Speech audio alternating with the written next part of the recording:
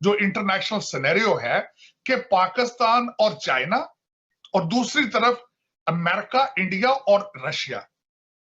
तो ये अगर ये फ्यूचर बन रहा है तो पाकिस्तान के पास वो स्ट्रेंथ मौजूद नहीं है।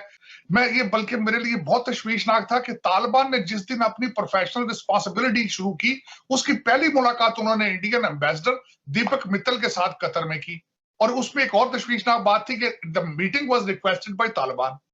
एक स्टेप इंडिया आगे चला गया है वो इस तरीके से कि इंडिया में मोदी साहब ने ईस्टर्न इकोनॉमिक फोरम में जाके स्पीच दी कि इंडिया की एम्बेसी खुली है काबुल में। जय हिंद। स्वागत है आप सबका दी तथ्य न्यूज़ में। साथियों, पिछले कुछ दिनों से हम देख रहे हैं तालिबान का जो रुख है वो भारत की तरफ वो काफ़ी ज़्यादा सॉफ्ट हो गया है। वो काफ़ी मिन्नतें कर रहे हैं, काफ़ी दुआ कर रहे हैं, काफ़ी गिड़गिड़ाने के बाद कि इंडिया से बात करने के लिए वो संबंध, इंडिया से बेटर रिलेशंस चाहते हैं। इसी के चक्कर में वो जो बैठक हुई जिसके बारे में आप सबको पता ही है, दोहा में। और इसी के साथ साथ में ये तक भी वादा कर डाला अफ़गानिस्तान ने कि कब यह क्यों कहते हैं तालिबान ने कि हमारी सिक्योरिटी में, हमारी निगरानी में जो आपकी एम्बेसी बंद हुई है काबुल के अंदर, वो आप दोबारा चालू करिए, हमारा पूरा सपोर्ट रहेगा, हमारी पूरी सिक्योरिटी रहेगी, कोई तकलीफ आपको नहीं होगी। तो इसकी वजह से जो पाकिस्तान और चाइना को जो बुरा हाल हुआ है, मिर्ची लगी, पहले उसे आइए हम देखते हैं। मैं ये बल्कि मेरे लिए बहुत तशवीशनाक था कि तालिबान ने जिस दिन अपनी प्रोफेशनल रिस्पॉन्सिबिलिटी शुरू की, उसकी पहली मुलाकात उन्होंने इंडियन एम्बेसडर दीपक मित्तल के साथ कतर में की।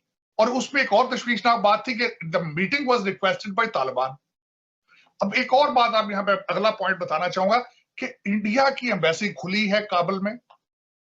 वहां पे जो अफगानी उनका अमला है वो पेरोल पर है, तनख्वाहें ले रहा है, वहां पे उनका इंडियन एम्प्लॉय नहीं कोई भी। लेकिन काबुल में इंडियन एम्बेसी खुली है अभी भी। कि अगर इंडिया ने हमारे खिलाफ एक प्रोपेगेंडा कैंपेन शुरू कर रखी है तो पाकिस्तान की कैंपेन कहां है?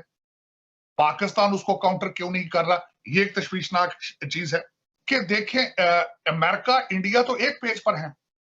वो तो बिल्कुल उनके जो मुफादात हैं वो भी इकट्ठे हैं, वो इंडो पैसिफिक में भी इकट्ठे हैं। लेकिन एक स्टेप इंडिया। साथियों, जैसा कि आप सबने देखा पूरे वीडियो में, एक चीज़ हम यहाँ पर समझते हैं, जो सिचुएशंस बदली हैं, जिस तरीके से पहले बात तो अफ़गानिस्तान में तालिबान जिस तरीके से बहुत कम समय में हावी हुआ, उसी तरीके से पूरी दुनिया में तालिबान का जो रुख है, उसका जो स्टैंड है वो भी बदला है। जो ये चाइना और पाकिस्तान शुरू से इनको सपोर्ट कर रहे थे, तालिबान ने उसकी तरफ ज़्यादा इंटरेस्ट नहीं दिखाया। पहली चीज़ है कि पाकिस्तान और चाइना जैसे देश ये चाहते हैं कि जो टीटीपी जैसे संगठन है जो पाकिस्तान में आतंक मचाता है, और जो इनका एक और संगठन है जो जाके चाइना में आतंक मचाता है, उइगर मुसलमानों को भड़काता है, देश का अलग करने की बात करता है, वही सेम चीज़ ये दोनों देश चाहते हैं कि ये दोनों संगठन जो तालिबान के ही एक छोटे भाई हम कह सकते हैं, इन्हीं के द्वारा संचालित होते हैं, वो बंद हो। लेकिन इसके बदले में ये लोग अफ़गानिस्तान को, तालिबान को क्या देंगे, ये कोई वादा नहीं करता है। पाकिस्तान की ना ही कोई हैसियत है, ना ही कुछ है, खुद ही कर्जे में ऊपर से नीचे तक डूबे हुए हैं, तो ये तो कोई सवाल ही नहीं उठता। दूसरी बात है चाइना की, तो चाइना तो पैसा दे देगा, लेकिन चाइना का इस समय पैसा लेने के लिए कोई भी देश दुनिया में तैयार नहीं। कोई भी देश इस समय जिसने पहले से पैसा लिया हो उसकी बात अलग है, और ना अभी कोई भी देश पैसा लेने को तैयार नहीं, क्योंकि हर देश जानता है कि ये पैसा तो ले लेते हैं, लेकिन ये इतने बेकार लोग हैं, इतने ये चालाक लोग हैं, बाद में कब्जा भी कर लेते हैं, सब कुछ कर लेते हैं और हमारा ही नुकसानों को बैठ जाता है। तो इनकी इमेज ख़राब है।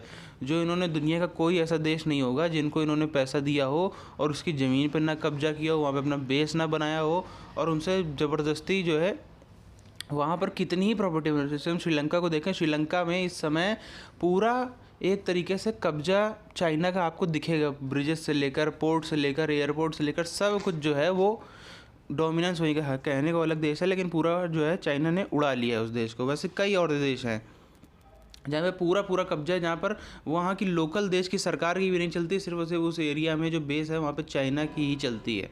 यही चीज़ वहाँ भी जानता है। इसी वजह से तालिबान को एक बेटर ऑप्शन दिख रहा है यहाँ पर हिंदुस्तान, इसीलिए वो हिंदुस्तान के आगे आकर के बार बार गिड़गिड़ा रहे हैं, बार बार रिक्वेस्ट कर रहे हैं कि इंडिया से वो संबंध अच्छा करना चाहते हैं, क्योंकि जानते हैं इंडिया ऐसा देश है जो इतना दबाव हमारे ऊपर नहीं डालेगा और ना ही ऐसा कुछ छल बेईमानी करेगा।